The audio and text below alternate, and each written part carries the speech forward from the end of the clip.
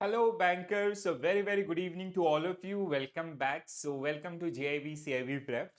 Guys, from this particular session onwards, we are going to start with our AFM Module B. AFM Module B, which is all around your financial statement and core banking system. So these are the units which are generally part of this particular module, right? तो I hope आप लोगों ने module A concept MCQs और unit wise MCQs and case studies complete कर लिया होगा, ठीक है.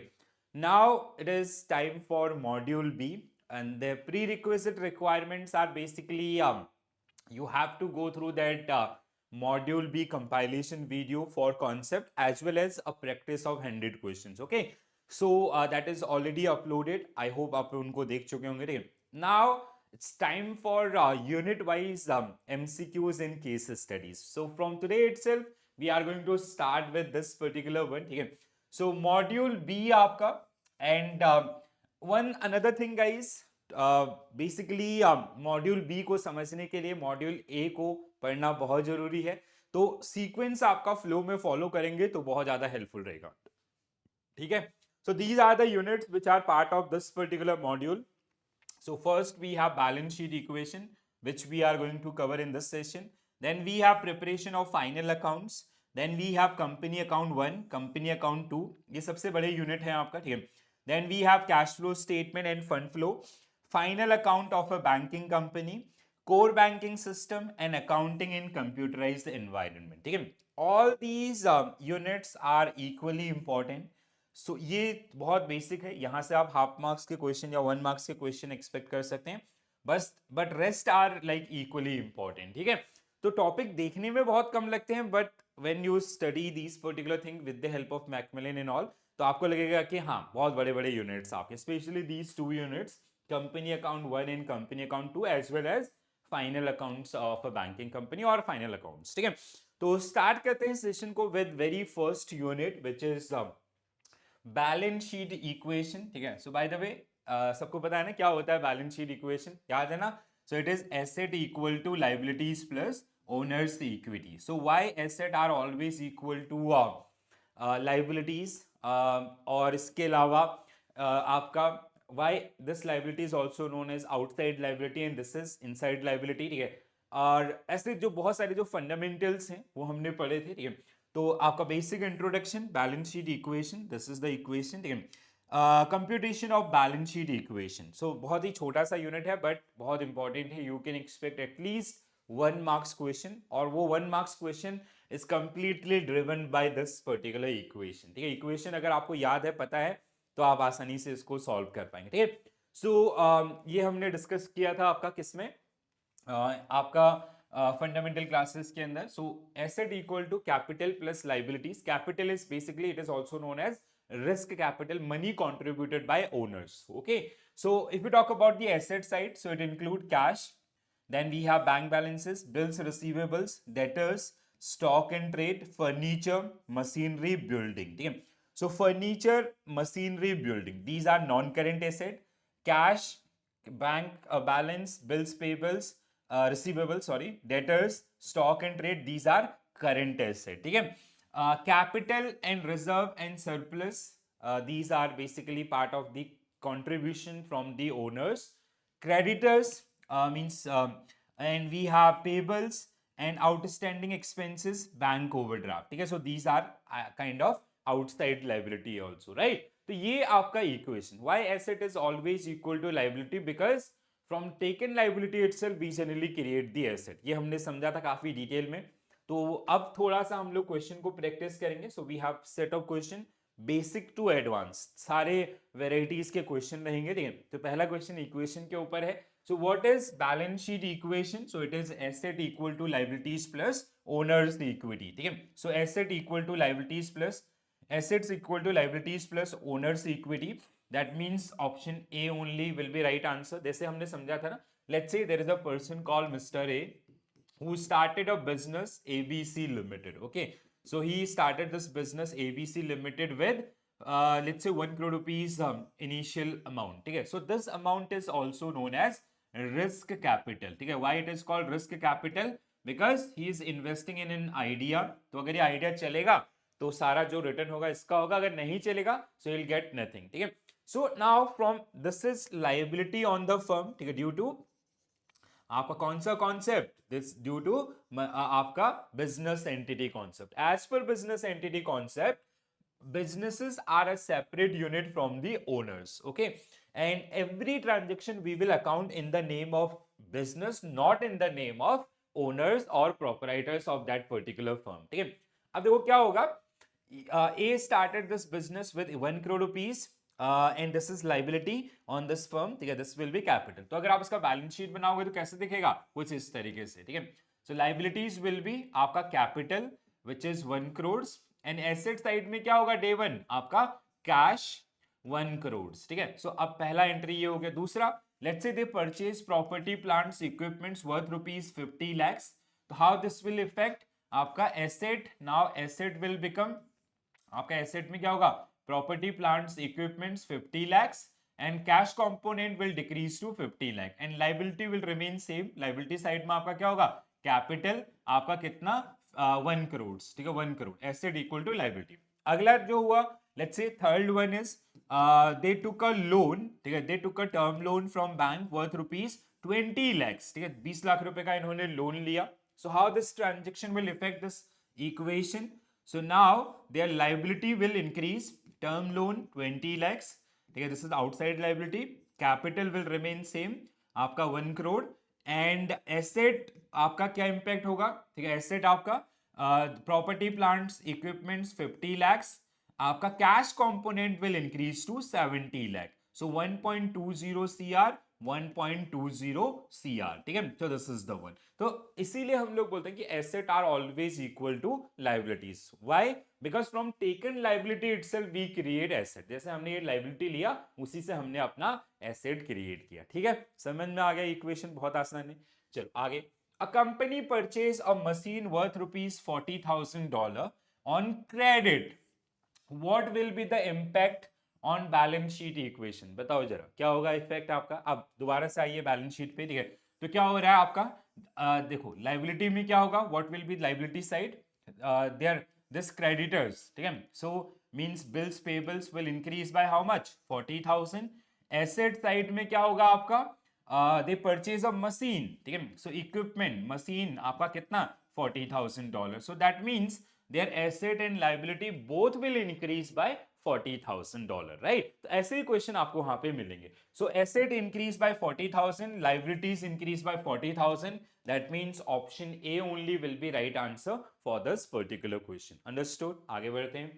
A company has cash balance of 30,000 and liabilities 50,000। If borrow 20,000 from a bank, what will be the new owners equity. ठीक है, तो अब यहाँ पे ओनर्स इक्विटी आपको पूछा गया। ठीक है, देखो क्या होगा इस ट्रांजेक्शन का impact on company's equity. So what will be your correct answer, there will be no change in equity. ठीक है, देखो क्यों नहीं होगा आपका, इससे आपका जैसे a company has cash balance, तो एसेट में आपका कैश है कितना 30,000। ठीक है, और इसके अलावा लाइबिलिटी आपका कितना है 50,000। ठीक है, so cash means they have some equipments of 20,000। ठीक है, तो ये आपका 50,000 लाइबिलिटी के बराबर ही ये होगा। ठीक है, लाइबिलिटी कितनी दिखा रहा है इनका आपका 50,000। अब इसके बाद एक ट्रांजेक्शन हुआ है, they have borrowed 20,000 from bank. तो अब 20,000 बैंक से इन्होंने बोरो किया, that means bank loan add हो जाएगा 20,000 और इधर आपका cash component will increase bye 20,000। ठीक है, तो इस तरीके से ये इनकी इक्वेशन बनेगी। there will be no change on equity, so equity will remain same in this particular case।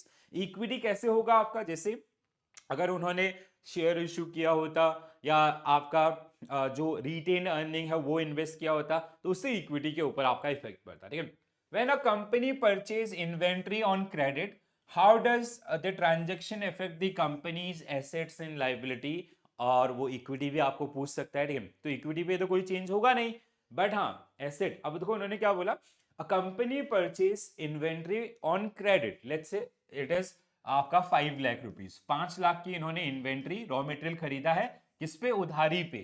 So what will be your equation. ठीक है, तो यहाँ पे आपका लाइबिलिटी में जो बिल्स पेबल्स होगा दैट विल बी 5 लाख। ठीक है, और इधर आपका एसेट में इन्वेंट्री भी तो मिलेगी, कितने से, 5 लाख से। तो आपका both will increase, asset will increase and asset and liabilities both will increase by 5 lakh and there will be no impact on equity, ठीक है। So asset will increase, liabilities will increase. So option A will be right answer for this particular question. समझ में आ रहा है? अगला question.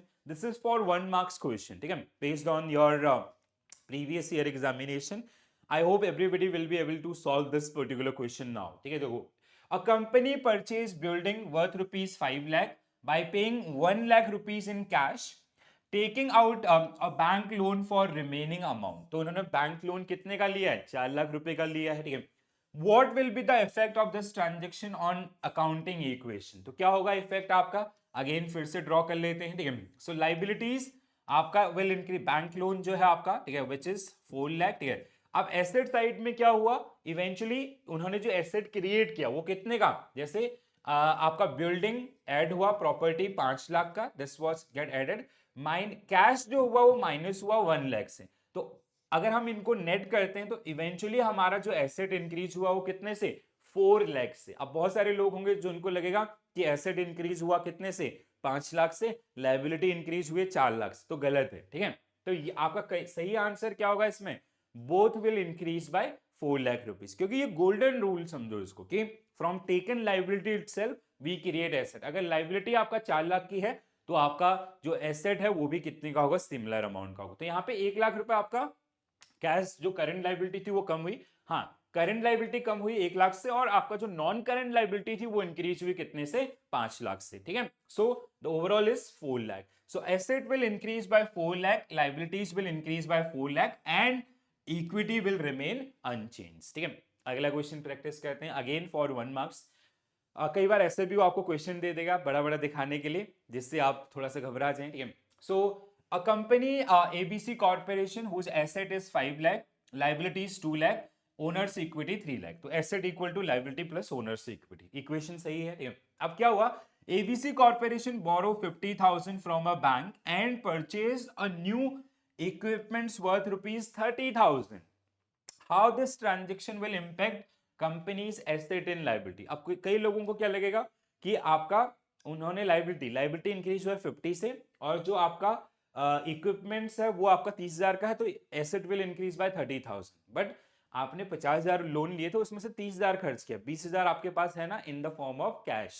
तो क्या होगा आपका, देखो इस तरीके से इसका इक्वेशन बनेगा, ठीक है। सो एसेट आपका, एसेट में क्या चेंज हुए हैं आपके, इक्विपमेंट्स 30,000 और हमारा जो कैश है वो कितना, 20,000, ठीक है। लाइबिलिटी साइड में आपका बैंक लोन या term loan which is 50,000। So asset and liability both will increase by 50,000 and equity will remain unchanged, ठीक है। Asset will increase by 30,000, no. Asset will increase by 50,000, yes. And liability will also increase by 50,000. So B will be correct answer for this particular question, ठीक है। एक और question practice कर लेते हैं। ABC company और retail store purchase inventory worth rupees 50,000 on credit.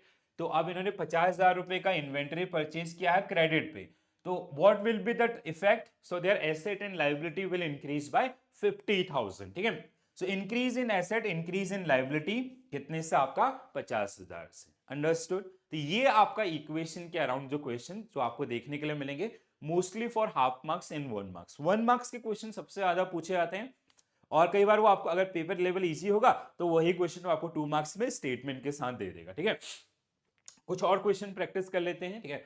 Which of the following represent a claim against company's asset which must be repaid? तो हमारा इक्वेशन क्या था, asset equal to liability plus owners equity. तो this is also known as outside liability, ठीक है, outside liability. तो ये आपका क्या है, पेबल होगा, ठीक है। जैसे हमने इन्वेंट्री लिया क्रेडिट पे, या हमने बैंक लोन लिया, so this is outside liability, we have to pay this particular one. This is आपका, ये हमारा क्या है, ओनर्स का पैसा है, दिस इज रिस्क कैपिटल। तो क्या होगा हमारे केस में आंसर इसका, C will be correct answer for this particular one, ठीक है।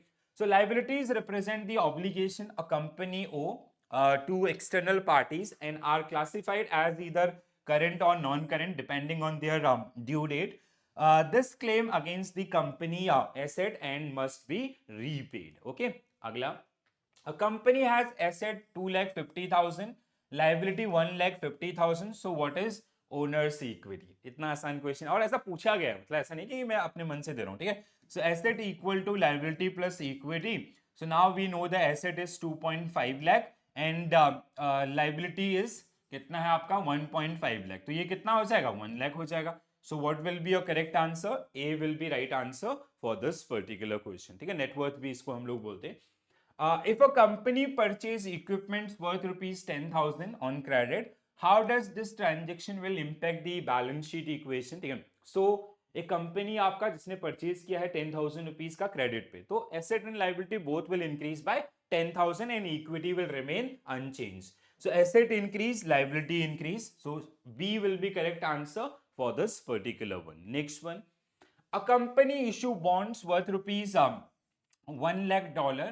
What happened to the balance sheet equation? अब बॉन्ड इश्यू किया है, bond is kind of a debt, ठीक है. तो बॉन्ड भी क्या है आपका एक लोन ही है जो हमें after a certain time duration we have to repay that particular one, ठीक है. तो उसको भी हमें क्या होगा, जो उसकी मैच्योरिटी डेट है उस पर रीपेमेंट करना होगा. So it will increase liability, it will increase asset and equity will remain unchange. ठीक है, so asset increase, owners equity नहीं, asset increase, so asset increase, liability increase. So A will be correct answer for this particular one. Next one, a company has total asset 1 lakh, total liability 400.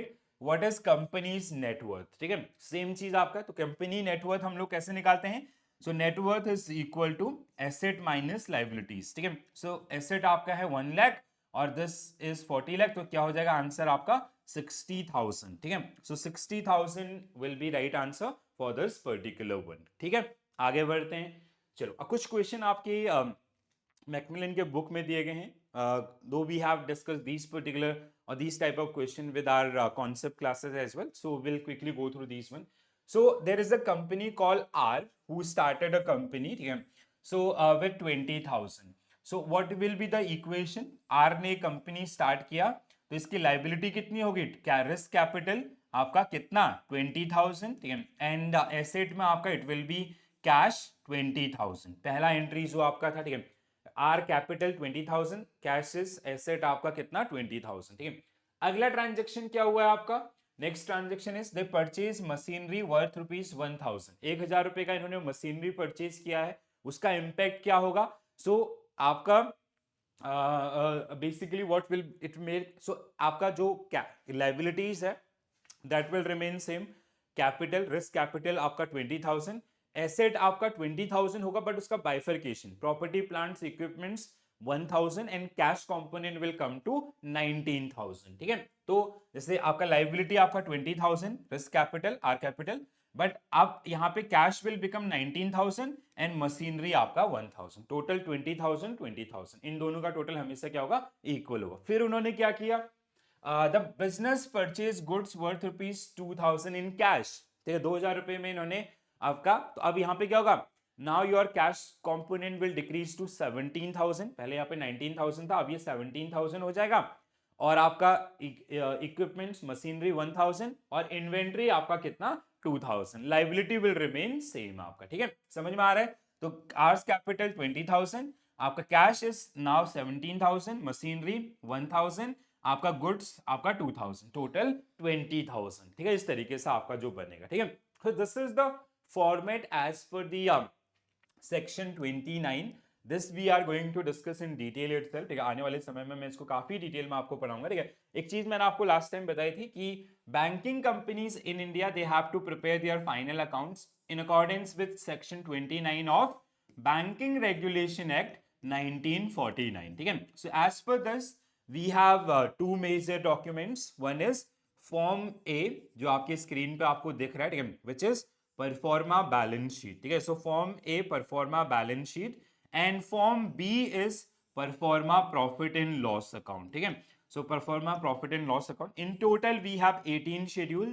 12 schedules belongs to balance sheet and 6 schedule belongs to आपका profit and loss account. ठीक है, तो ये आपका इसका format रहेगा. 12 schedule में क्या क्या कहां कहां पे आता है, जैसे आप स्क्रीन पे देख सकते हैं. जैसे फर्स्ट 5 शेड्यूल्स आपका कैपिटल एंड लाइबिलिटी, जैसे 1 2 3 4 एंड 5. ठीक है, capital reserve in surplus, minorities interest, deposit, borrowing, other liabilities. Assets आपका 6 to 12, ठीक है।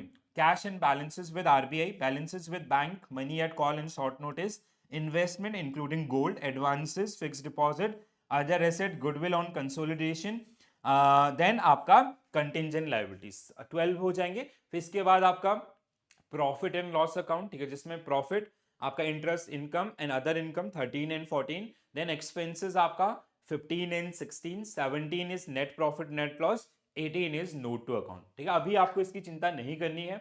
Once will come to the final account of a banking company, so we will discuss, we will practice number of question related to all these schedule of balance sheet, ठीक है। ये आपका profit and loss account form B, जैसे लिखा ना form B third schedule, so आपका 17 18 number पे क्या होगा आपका नोट टू अकाउंट्स, ठीक है। तो ये कॉन्सेप्ट में काफी डिटेल में समझे, फिर हम इनके ऊपर प्रैक्टिस करेंगे, जस्ट फॉर्मेट जिससे आप थोड़ा सा जल्दी से रिवाइज कर सकें। नेक्स्ट वन आपका बैलेंस शीट स्टेटमेंट इज, सो अब देखो बैलेंस शीट स्टेटमेंट क्या होता है, it is asset and liabilities रहती है, ये हमने समझा। अब एसेट्स क्या होते हैं, these are application of funds and liabilities are sources of fund, क्योंकि हमने क्या समझा था कि from taken liability itself we generally create the asset, so what will be your correct answer this, ठीक है। क्यों हमने जैसे लाइबिलिटीज सोर्सेज ऑफ फंड्स होते हैं, क्यों, क्योंकि उन्हीं मतलब जैसे हमने आपका रिस्क कैपिटल है, ठीक है, 5 करोड़ रुपए, तो वो हमारा फंड सोर्स, हमने बैंक लोन लिया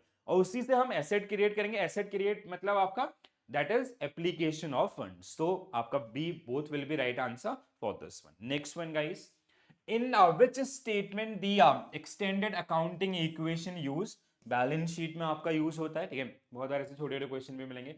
according to companies act, firm must present balance sheet in which of the following format, so it is vertical format, ठीक है। ये अभी आप पढ़ोगे जब आप कंपनी से रिलेटेड चीजें आपका पढ़ेंगे, ठीक है। So as per section 228 and 229 of companies है, ठीक है, तो जो कंपनीज की बैलेंस शीट होती है उसका फॉर्मेट आपका, ठीक है। But for banking companies it is as per section 29 of BR act. Next one, in a company balance sheet is dash should be shown first in accordance with the suggested order, तो हम यहाँ पे सबसे पहले क्या दिखाएंगे, non current asset आपका, ठीक है, सॉरी नॉन करेंट एसेट आपका, ठीक है, देन करेंट, इस तरीके से under the heading non current asset dash appear in the companies balance sheet, तो current asset, non current asset, current liabilities, non current liabilities, I hope वो list आपको याद होगा, क्योंकि उसका जरूरत यहाँ पे नहीं पड़ेगा, उसका जरूरत पड़ेगा आपको मॉड्यूल सी रेशियो एनालिसिस में, ठीक है, while we go for this interpretations. So once you'll calculate the current ratio, quick ratio, so you need to identify which transaction belongs to or which asset belongs to current as आपका non current, ठीक है। तो कौन सा liability current liability है, कौन सा non current है, इसका आना बहुत जरूरी, ठीक है। जैसे इसमें गुडविल आपका नॉन करंट है, पेटेंट आपका नॉन करंट है, vehicle, so these all are non current liabilities, ठीक है, sorry non current asset, property, plants, equipments, goodwill, patent, copyrights, these all are generally categorized as a non current asset, ठीक है। current asset आपका जैसे cash, marketable securities, bills, receivables, so these are generally part of your non current assets, ठीक है। similarly for आपका liabilities as well, ठीक है। securities premium reserve appear under which head of company's balance sheet, so it is part of reserve and surplus, ठीक है, sorry it should be securities premium reserve, it should be part of share capital, ठीक है, not this one, share capital होना चाहिए था, ठीक है। Okay, we'll go to on company balance sheet expense permitted for the issue of shares under this, over the time the gain from such expenses anticipated to be realized, they are gradually written off, such as the share issuance cost, discount and share debentures and all, ठीक है, it will be part of this, ठीक है, not reserve in share capital, ठीक है। So this is it, ठीक है। अब ये जो ऐसे जो क्वेश्चंस हैं ये हम लोग जैसे कंपनी अकाउंट के साथ, या फिर आपका जब बैलेंस शीट आपका final account of a banking company और फाइनल अकाउंट्स को आपका स्टडी करेंगे ना, so you will get detail जो आपका क्लासिफिकेशन है वो आपको वहां पे देखने के लिए मिलेगा, ठीक है। सो दिस इज इट, तो पहला टॉपिक आपका बहुत ईजी है एंड बहुत जरूरी है इसको समझना, बिकॉज आगे की चीजें इसके साथ आपका लिंक होंगी, वो मॉड्यूल बी के अंदर हो या फिर आपका मॉड्यूल सी के अंदर हो, ठीक है। I hope you get this particular thing clearly. Again, I'm saying You have to follow that sequence concept, then that 150 question practice जो कि कंपाइलेशन का पार्ट है, देन आपका यूनिट वाइज एमसीक्यूज, ठीक है। इस तरीके से जाएंगे ना, आने वाले एग्जामिनेशन में बहुत अच्छा स्कोर करने वाले हैं, बिलीव में, ठीक है। सो इस तरीके से रेगुलर बेसिस पे आपका पढ़ते रहिए, थोड़ा थोड़ा कंट्रीब्यूट करते रहिए।